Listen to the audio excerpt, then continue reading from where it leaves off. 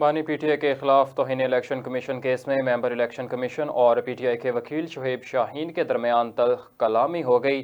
Election commission میں بانی P T I اور فواد چودھری کے خلاف توہین الیکشن کمیشن اور چیف الیکشن کمشنر کیسز کی سماعت ہوئی۔ پی ٹی آئی کے وکیل شعیب شاہین عدالت میں پیش ہوئے۔ شعیب شاہین نے کہا کہ ہمیں نوٹس ہی نہیں ملا، آج صبح ٹی وی سے معلوم ہوا کہ سماعت ہے۔ ڈی ڈی لاء نے بتایا کہ اس دن جیل میں تاریخ کا اعلان ہو گیا تھا۔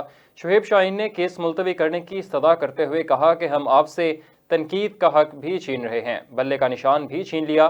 اب الیکشن کے دنوں میں ہمارے لیڈر پر توہین الیکشن کمیشن کی سزا ہو جائے گی۔